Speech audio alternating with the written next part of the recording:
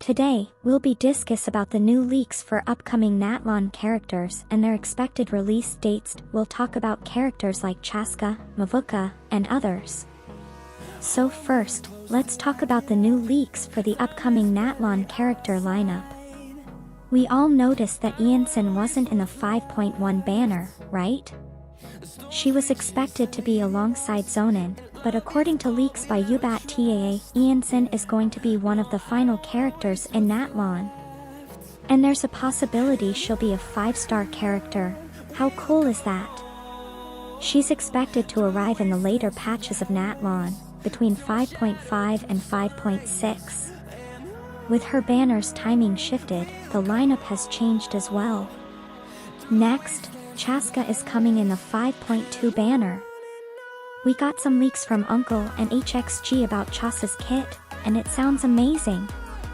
She's an Anemo DPS character who can transform her element into Hydro, Electro, Pyro, or Cryo, but only one element at a time. Oh, and she can fly, too. Her flying duration is longer than Scaramouche's. Does this mean our Anemo boy is getting power crept? That's kinda sad because it made him unique. It seems like Chasca's abilities will be similar to the exploration abilities of Natlan characters like Mualani and Kinich. That's all we know about her so far. Moving on to the next character, Auroran. He's going to be a Bow user, but we don't know his vision yet. Maybe Hydro? That's just my guess. His release is expected between versions 5.2 and 5.3, and sources are saying he'll be a 4-star character. Now for the next character, it's Mavuka. She's expected to get her banner in 5.3, and this has been confirmed by reliable sources like Fowl and others. Just recently, we got leaks about her kit and constellations from Gen and Leak Flow. According to them, Mavuka can be a carry at low constellations and deal effective damage, leading the team. However, even though she can carry at low constellations, her DPS won't be as high as characters purely focused on damage. But if we upgrade her to higher constellations, she'll gain supporting capabilities that will help the team and also increase her DPS. So, while she might not be as strong as someone like Nahida, who's powerful even without constellations, she'll still be a good carry. Just remember, these are early leaks, so things might change. Take it all with a grain of salt, okay? That's all we know about Mavuka. Now, the last character we'll talk about is Sitli. She's going to be a Catalyst user, and we saw her vision in the Natlan trailer. It's Cryo. Her release is expected in either 5.3 or 5.4. We don't have any info yet on whether she's a 4-star or not. That's all about the upcoming character leaks and releases. Now, let's move on to the leaks about Kachina.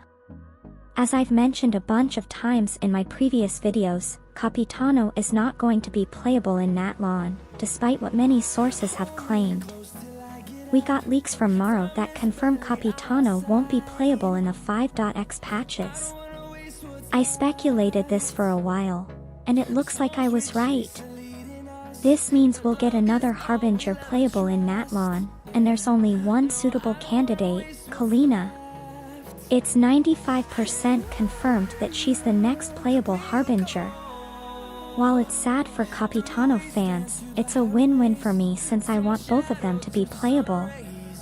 Looks like we'll have to wait longer for Capitano. That's all for them. Now, let's discuss the main event of 5.1 and the free character. According to leaks by Genshin Intel, the main event of 5.1 will be based in the Sumeru region and is called the Sabaro Festival. During this event, we'll get a free copy of Candace as a 4-star character.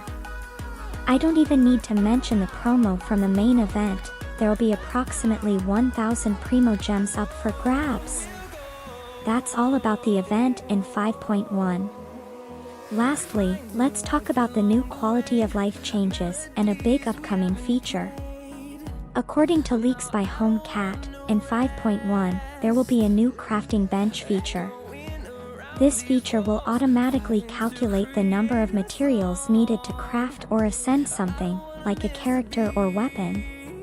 It's a small but super useful change.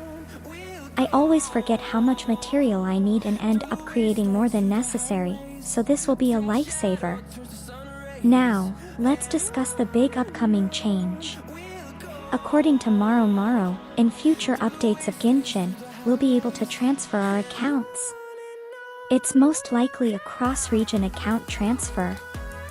The transfer will take some time, and your account will be banned until the transfer is complete. If this sounds confusing, let me explain it simply. Basically, in the future, we'll have the option to transfer our accounts, possibly to a different region. I'm expecting it to be a server feature, like changing your server from Europe to Asia. Your account will be temporarily inactive or banned until the transfer is complete, which might take about a week or so. If this is true, it's going to be a huge and helpful feature for those who move to other countries and have their accounts still on the old server, facing ping issues. But remember, this isn't confirmed by reliable sources yet, and there's a high chance things might change, so don't take it too seriously until we get more info.